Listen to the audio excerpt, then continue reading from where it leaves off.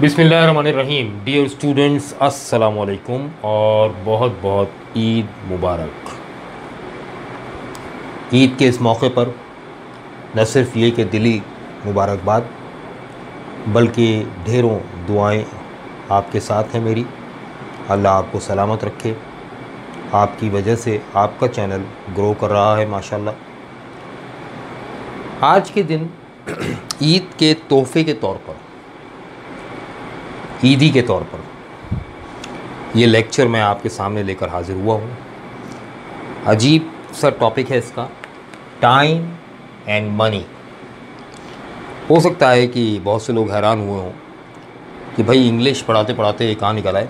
नहीं, basically being a teacher मेरा ये फ़र्ज़ भी है कि मैं बहुत सी काम की बातें भी आपको बताता चलूँ।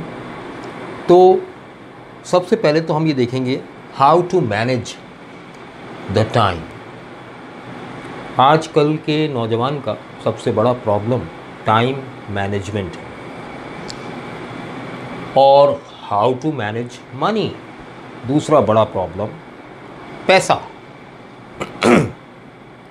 तो मैं दोनों चीज़ों पर बात करूँगा और आपको बताऊँगा what is the secret of success. कामयाबी का राज क्या है। मैं बहुत कामयाब इंसान तो नहीं हूँ, लेकिन अल्हम्दुलिल्लाह अल्लाह का बड़ा एहसान है। जो कुछ भी हूँ मैं अपने आप को कामयाब समझता हूँ, अपने वालिदैन की दुआओं से, अपने स्टूडेंट्स की दुआओं से और अल्लाह ताला का सबसे बड़ा करम अल्लाह ताला का। देखिए, टाइम को कैसे मैनेज करें। टाइम मैनेज करने के लिए जो अहम चीज़ समझनी है वो है how to set your priorities. आप अपनी प्रायोरिटीज़ कैसे सेट करेंगे, यानी तरजीहात। आप किस चीज़ को कब ज़्यादा तरजीह देते हैं, किस चीज़ को कम तरजीह देते हैं, एक शय को दूसरी शय के मुकाबले में कितनी तरजीह देते हैं, यानी फ़ौक़ियत देते हैं, अहमियत देते हैं। मैं आसान उर्दू भी इस्तेमाल कर रहा हूँ। इसे प्रायोरिटी कहते हैं। तो हमारे एक दोस्त हैं माशाल्लाह, मुफ्ती हैं, मुफ्ती फ़ैसल साहब।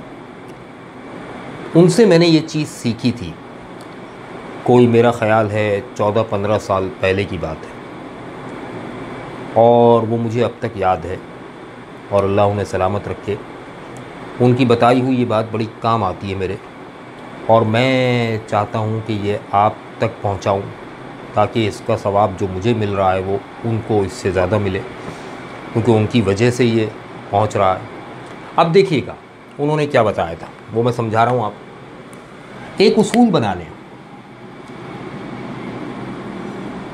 उसूल ये है कि 4 क्वाड्रेंट समझते होंगे, जो साइंस के स्टूडेंट्स हैं वो समझते हैं। X axis, Y axis. जो आर्ट्स के या कॉमर्स के स्टूडेंट्स हैं, कॉमर्स वाले भी बहुत अच्छी तरह समझते होंगे। आर्ट्स वालों को बता दूं, 4 हिस्सों में डिवाइड कीजिए अपनी प्रायोरिटीज़ को।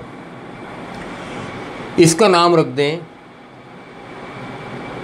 Q1, एंटी क्लॉकवाइज चलेगा ये। इसका नाम रख दें Q2, Q3 और फिर Q4। ठीक है। Q for quadrant. क्वाड्रेंट किसे कहते हैं? एक दायरा जो होता है, सर्कल। मैं आसान करके बता रहा हूँ। एक सर्कल जो होता है वो 360 डिग्री का होता है, 360 डिग्री का होता है। ठीक है ना। एंटी क्लॉकवाइज चलेंगे। दुनिया की हर मुस्बत पॉजिटिव गर्दिश एंटी क्लॉकवाइज होती है। तो हर दायरा जो है वो 360 डिग्री का होता है। अगर उसे 4 हिस्सों में डिवाइड कर दिया जाए, 4 क्वार्टर्स में डिवाइड कर दिया जाए, तो एक क्वार्टर 90 डिग्री का होता है, ठीक है। यहाँ 4 क्वाड्रेंट्स में डिवाइड कर दिया या 4 क्वार्टर्स में डिवाइड कर दिया, आसान कर लें, मैं कोई मुश्किल में नहीं डालना चाह रहा आपको। 4 क्वाड्रेंट्स में डिवाइड कर दिया इसको। अब देखें, कोई भी काम करने से पहले हमें ये देखना पड़ता है कि उसकी प्रायोरिटी क्या है, अहमियत क्या है, उसकी तरजीह कितनी है। तो देखिए, हम पहले तो ये देखते हैं कि वो काम अर्जेंट है या नहीं और इम्पॉर्टेंट है या नहीं, ठीक है। अब ये जो क्वाड्रेंट है, या आप किसी कागज़ पे नहीं बनाएंगे, अपने यहाँ माइंड में डिसाइड करेंगे। अर्जेंट, इम्पॉर्टेंट, चारों में चारों चीज़ें, दोनों चीज़ें आ जाएंगी। अर्जेंट, अर्जेंट का मतलब क्या होता है, यानी कोई काम कितना जल्दी में करना है, एमरजेंसी, हंगामी बुनियाद पर करना है। और इम्पॉर्टेंट का मतलब कितना अहम है। बाद औक़ात काम अर्जेंट तो होता है, इम्पॉर्टेंट नहीं होता, और बाद औक़ात काम इम्पॉर्टेंट होता है मगर अर्जेंट नहीं होता।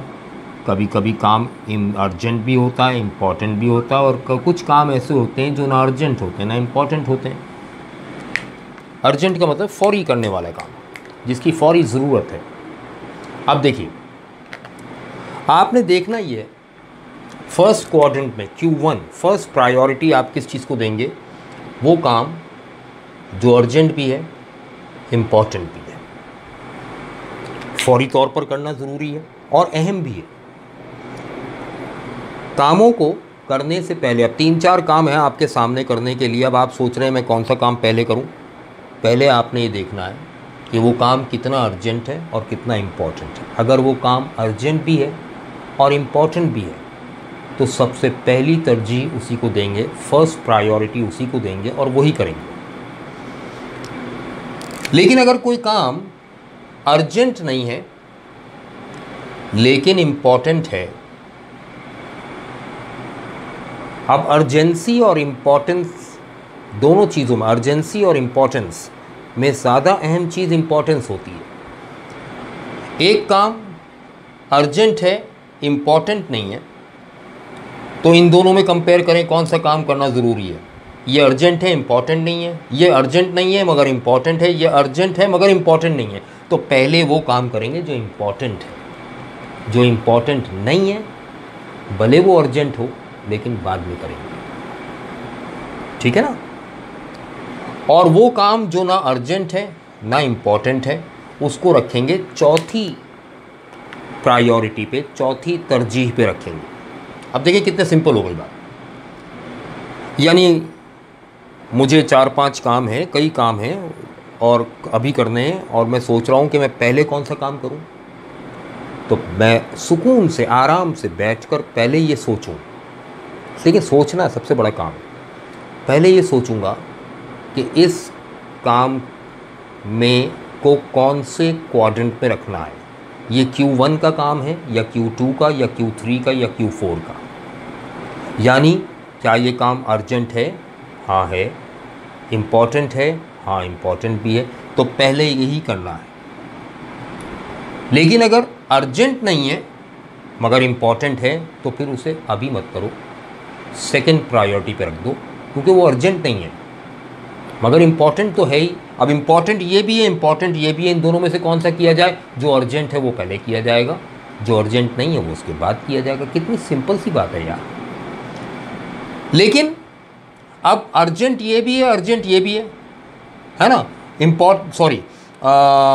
ये अर्जेंट नहीं है, इम्पॉर्टेंट है, ये अर्जेंट है, इम्पॉर्टेंट नहीं है, तो फिर जो काम इम्पॉर्टेंट नहीं है वो बाद में किया जाएगा, जो इम्पॉर्टेंट है वो पहले किया जाएगा।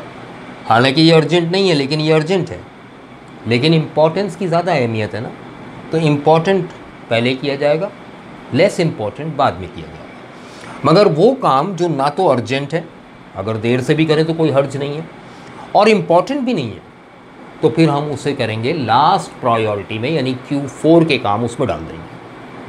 अगर हम रोज़ अपने कामों को इस तरह से प्रायोरिटाइज़ करें, उनकी प्रायोरिटी, उनकी तरजीहात डिसाइड कर लें, तो टाइम मैनेज करना हमारे लिए मुश्किल नहीं होता।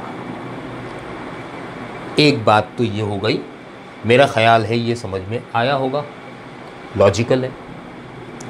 अब इसके बाद दूसरी चीज़ क्या होती है? दूसरी चीज़ है success, secret of success.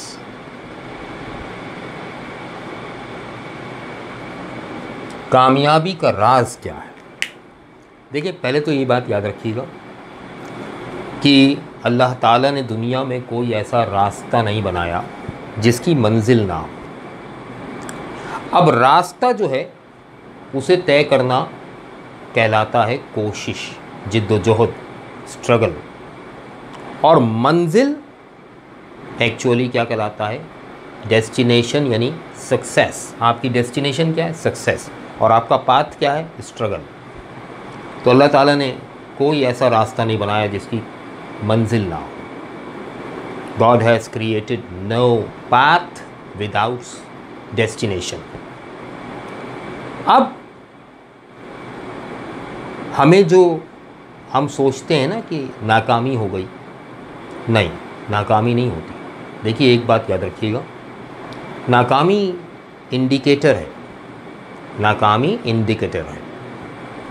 Indicator indicate करता है कि अभी रास्ता मज़ीद बाकी है, अभी स्ट्रगल और बाकी है।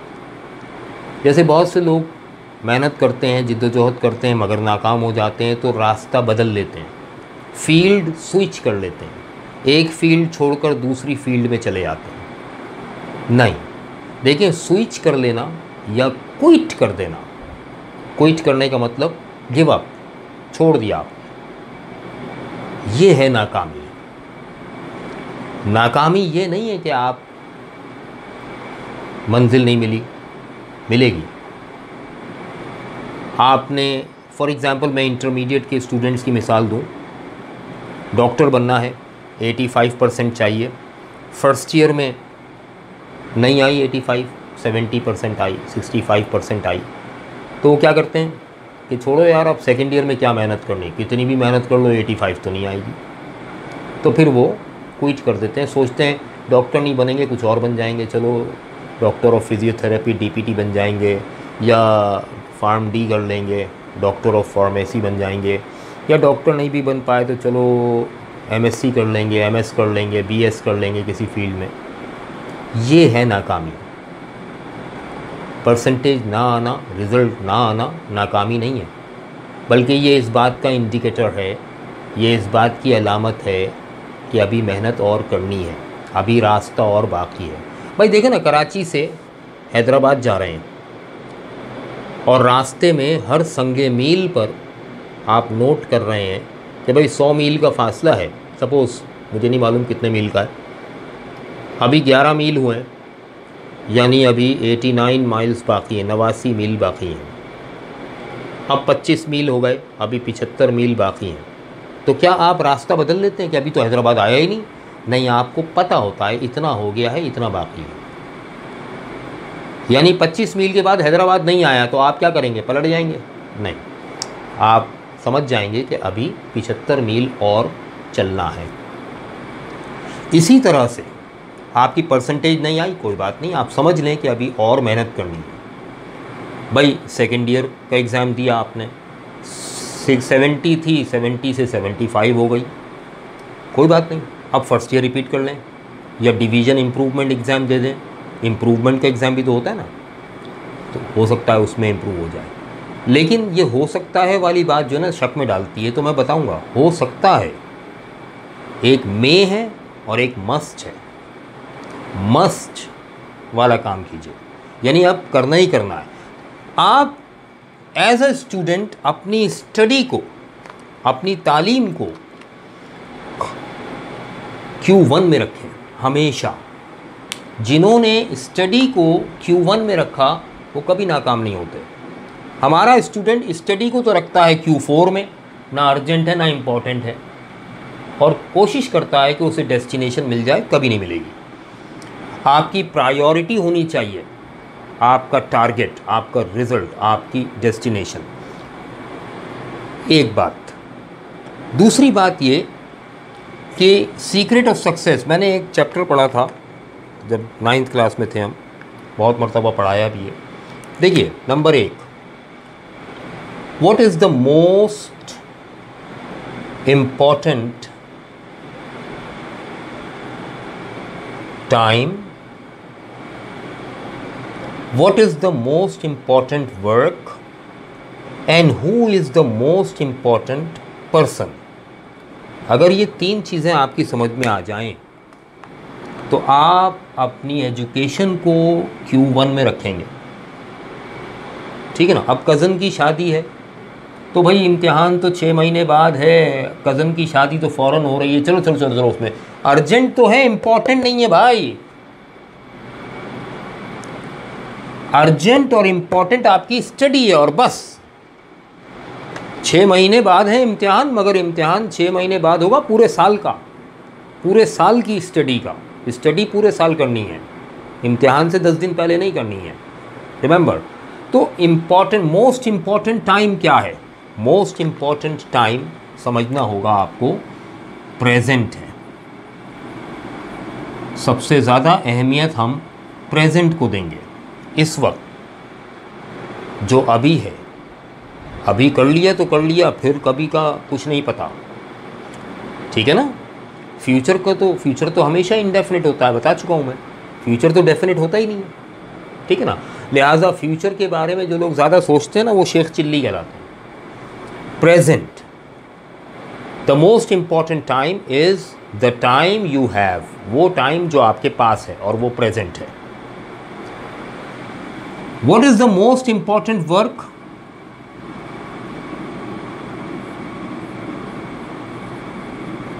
What you are doing now। आप जो इस वक्त कर रहे हैं उससे ज़्यादा इम्पॉर्टेंट काम कोई नहीं है। अगर आपने ये समझ लिया कि जो काम आप इस वक्त कर रहे हैं बस वही सबसे ज़्यादा अहम काम है दुनिया का, तो फिर आप कंसंट्रेट करेंगे, आप अपने जहन को मुर्तकिज़ करेंगे अपने उस अमल पर। लिहाजा ये सोच लेना बहुत ज़रूरी होता है किसी काम को करते हुए। जैसे मैं इस वक्त रिकॉर्डिंग कर रहा हूँ इस लेक्चर की, तो मेरे लिए सबसे ज़्यादा अहम काम ही यही है। मैं फिर और दुनिया के कामों को छोड़कर यही काम कर रहा हूँ। जिस वक्त जो काम कर रहे हैं वही सबसे ज़्यादा अहम काम है। पहले डिसाइड कर लें कौन सा काम करना है Q1 में। अब जब करना शुरू करें तो उसी को दुनिया का अहम तरीन काम समझ कर करें। और तीसरा, who is the most important person?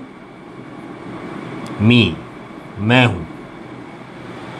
I am the most important person. मुझसे ज़्यादा अहम कोई नहीं है मेरे लिए, क्योंकि मैं ये काम कर रहा हूँ, ये मैं ही करूँगा और कोई नहीं करेगा, और मैं ही कर सकता हूँ और कोई नहीं कर सकता, और मैंने ही करना है और कौन करेगा। जब आप रिस्पॉन्सिबिलिटी बेयर करते हैं तो कभी नाकाम नहीं होते। याद कीजिए, मैंने एक लेक्चर दिया था जिसमें ग्राफ बनाया था।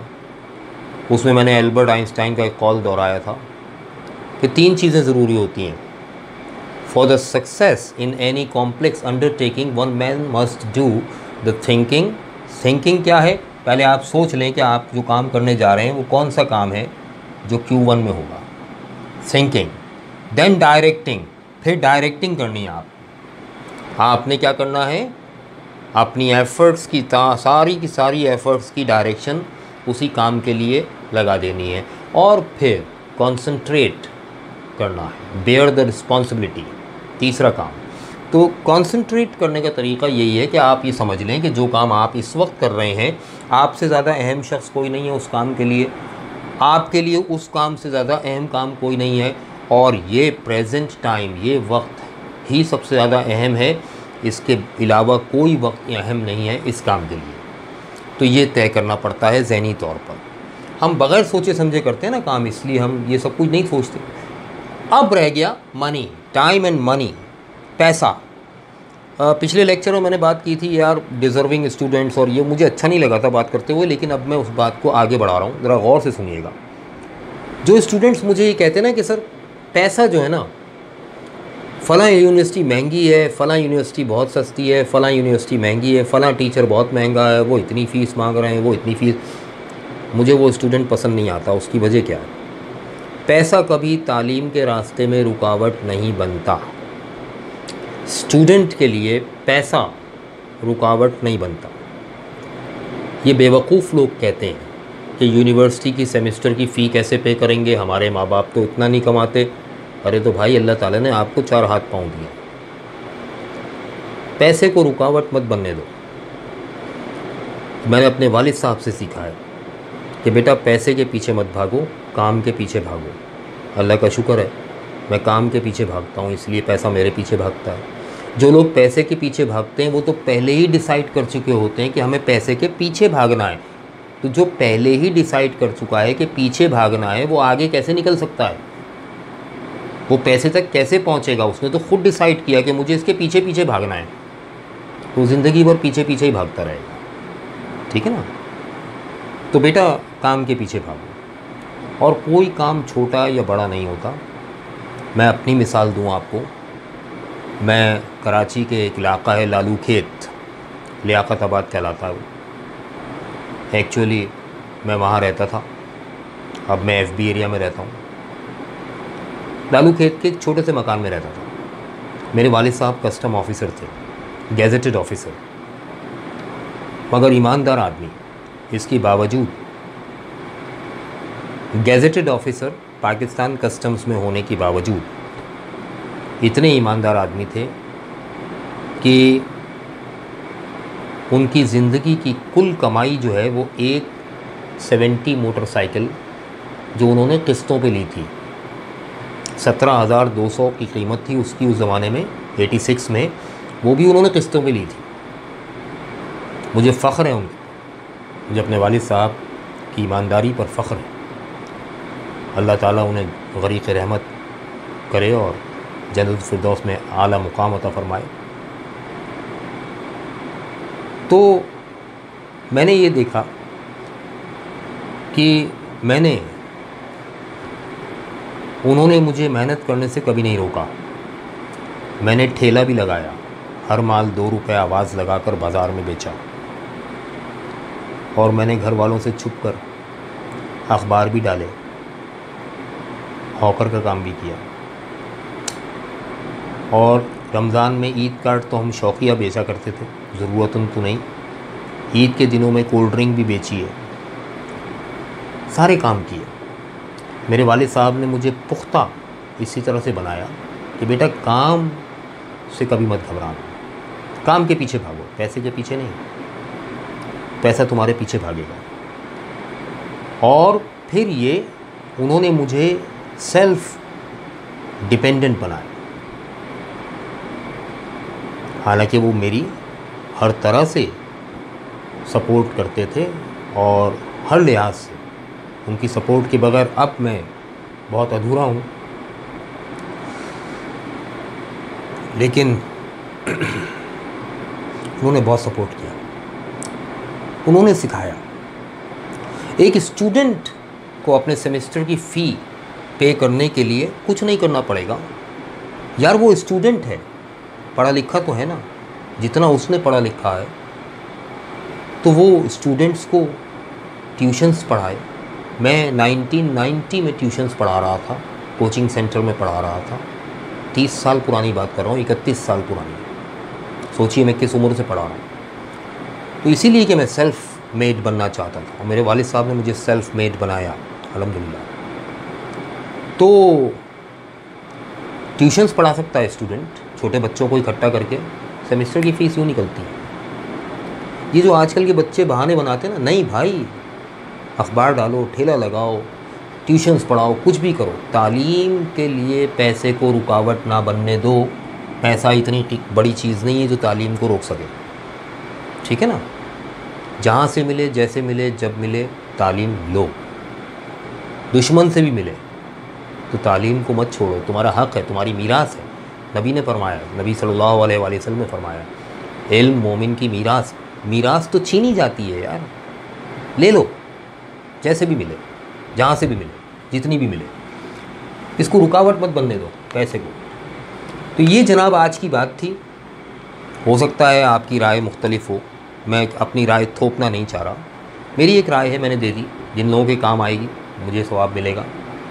कोई इससे अच्छी राय रखता है, बहुत अच्छी बात है। आज की बात मैं यहीं ख़त्म करूँगा।